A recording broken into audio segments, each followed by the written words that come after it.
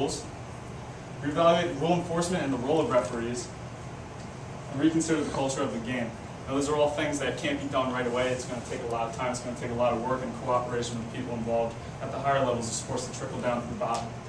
Now, this slide is going to deal with legislation, acting upon a crisis. Like I said earlier, Zach Lystad and Max Conner both had laws named after them in Washington and Oregon. And what they did is they required mandatory education of coaches, athletes, parents. It required that parents, athletic trainers, and doctors sign off on a paper to allow their players to go back and play. And it pretty much holds a liability towards school, coaching staff, athletic trainers, you name it. The laws are there to protect the student athletes.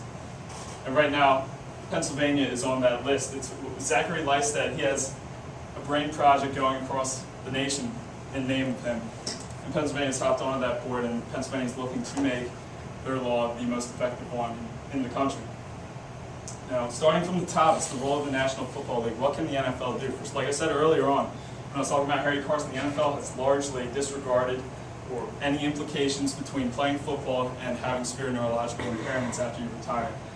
Since then, they've proposed the 88 plan, which donates $88,000 a year to former NFL players who are suffering from neurological impairments to take care of assisted living, to take care of their families, etc. The NFL has also donated a $1 million grant to the Sports Legacy Institute for further research on chronic traumatic encephalopathy. And again, Roger Goodell, the head of the National Football League, has become more aware of the injury and he's starting to take it a lot more seriously. Now here's my works cited. The best source I had was reading Christopher Nowinski's book, Head Games, Football's Concussion Crisis. It really opened my eyes up to a lot, and it made me feel like I really wasn't alone. For so long I thought, why does this happen to me? Why am I the only kid suffering this? And then I would read the stories of kids in this book, and they were almost exactly like mine. Some of them weren't as bad, some of them were terrible. Now another source that I found very useful was the National Athletic Trainers Association position statement on management of concussions, which really laid out all the basic steps. It was published in 1997. It really laid the groundworks for what you see today. So now I'm going to get into my application. You click that. What I did was I talked to the varsity football team about my story. I dealt with a lot of criticism from a lot of different people thinking that I was faking. I couldn't really do anything about it because no one really knew anything about concussions. Neither did I. I had no idea what was happening to me, so I started devoting my time to actually understanding what the injury was. So pretty much I worked my butt off my junior year to get back on the field, play again, hopefully start for varsity. I was competing for 2 starting positions, and a week and a half into preseason I got another concussion. So therefore my career was over, way too many for the doctor to handle. Pretty much a doctor decision, a family decision. So that's why I'm here, that's why I'm up in the booth every Friday night in the press box, but I tell you guys a lot. I'd much rather trade in my shirt and tie for a helmet and a pair of football pads. Pretty much what a concussion is, it's not just a headache, it's a brain injury. It's serious, it's nothing to be looked over like it's nothing. At first I thought my injury was nothing. I thought it was just a headache, I didn't know what the heck it was.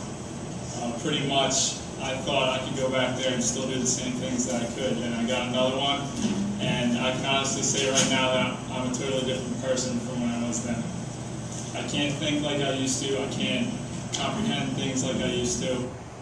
So yeah, that was about a minute and a half clip of the whole talk I had with the varsity football team. And then what I did next, about a couple weeks later, I talked to the Upper Merion Middle School football program. That's their unlimited team, and they're 115 on the team.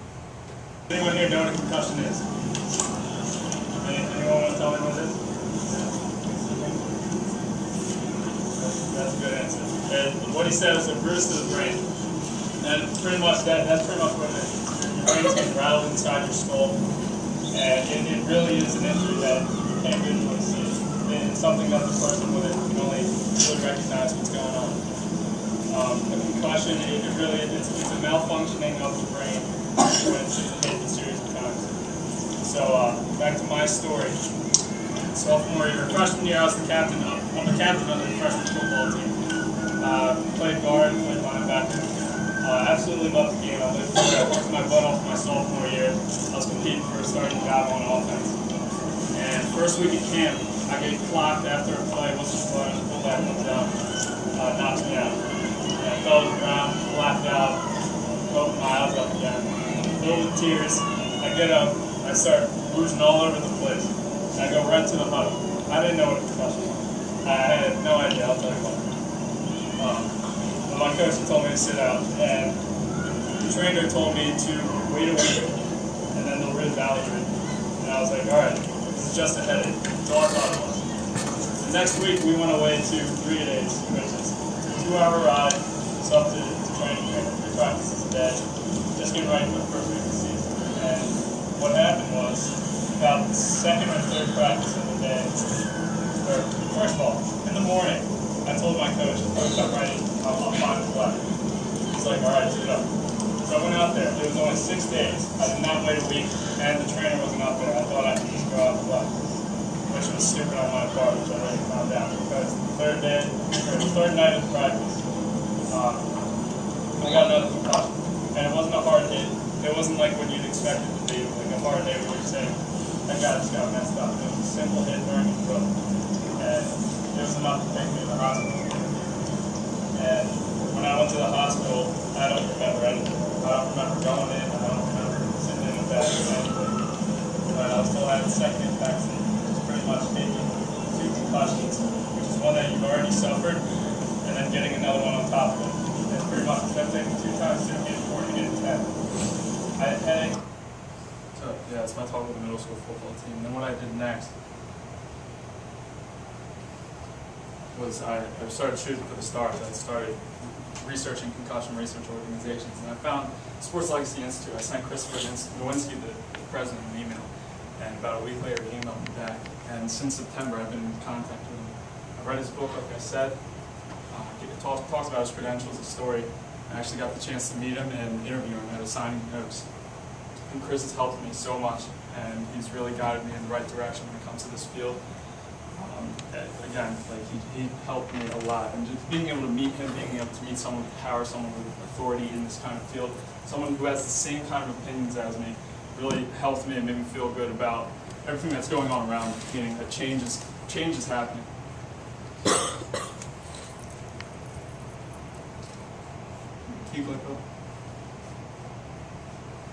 And then I put together the Luck of the Draw Foundation. It's my own little concussion education foundation. I also made a website for it. You can reach it at headstrong.weebly.com. And pretty much I go over, I have a homepage with events that I've done, events that I've gone to, other things I've done.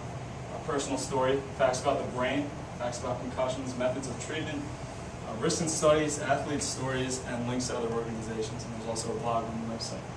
And using the Luck of the Draw Foundation, I sponsored pretty much the flag football tournament that I had in October. So on the 24th, I raised $427. Now before that, it poured that morning.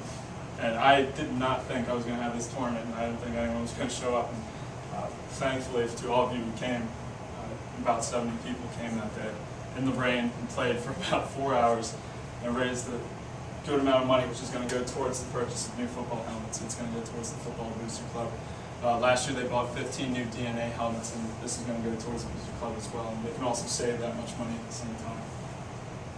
Then I got to meet Tim Briggs. Mrs. Ebersol was talking about the Kaylee Salcott and about my project and stuff, because Tim Briggs is the one in the Pennsylvania legislature who proposed this concussion management law to hop on the Zachary Lystad Brain Project. And I got to meet him, I got to meet his whole staff, got to just pretty much hang out in his office for about 2 hours. And we talked about everything I've done, we talked about my story, we talked about his bill, and it was nice being able to talk to someone who had the power to make a change, at least at the local level, at least at the state level. And he has the right idea, he knows everything that's going on. He wasn't going to come today, but the House got called into session this week. And then for my future, I got a hold of a doctor, Dr. Michael Collins at the University of Pittsburgh. He is the head of neurology and athletic training, like that area at UPMC, which is the med school out there. And he actually offered me a position at the Sports Concussion Center at UPMC, which I'm very excited about. And have a meeting there in August to go over everything that I could potentially have in my future in this field, and I'm also highly considering pursuing a neuroscience major. And then another thing that I did was the Upper Merion Concussion Survey. Now, this is the first time these stats are being released. I sent out a gaggle to 100 student athletes, and I was 63 applied. There was 38 seniors, 15 juniors, 4 sophomores, and 6 freshmen. Now, 78 total concussions were reported by 39 of the 63 student athletes. Percentage of 62% of the athletes that responded to the survey have had a concussion in their athletic careers in high school. Only 37 out of the 78, about 45% of the concussions, were reported to have been diagnosed by an athletic trainer, which means at least 55% of the concussions going on in Upper Merion's athletics are going undiagnosed. 25 out of 63, 40% of the student athletes said that they would not tell a coach or athletic trainer if they had a concussion. Again, on the flip side, that's 60% saying they're going to hide their symptoms, they're going to hide everything they're feeling, and they're going to play through a brain injury. And then 9 out of the 39, or 23%, said that they've had 3 or more concussions during their athletic careers, which is scary. I'm one of them. That pretty much wrapped up my application. Can you turn down the volume a little bit? And I just have a 4-point conclusion to wrap up the project. Concussion should be treated as a brain injury. That's first of all most important. They are not just a headache. They are a brain injury. It's a malfunctioning of the brain. Guidelines at all levels of play must be set in order to best protect our athletes. Now, the student come first. Coaches having the drive to win football games, that comes next. You have to think about the safety of your athletes. Athletes, parents, and coaches must be educated on the signs, symptoms, and risks of mild traumatic brain injuries. There should be no one who has no idea what they're talking about. Everyone involved with these activities, involved with football especially, should know what's going on in their head when they have a concussion, so that they don't go back on that field and wound up like I did in the hospital bed with nothing ahead of me. My football career was done before I even knew it. And last of all, no child's life should be put at risk to perform on the playing field. And that's it. Head Dimensions Sports.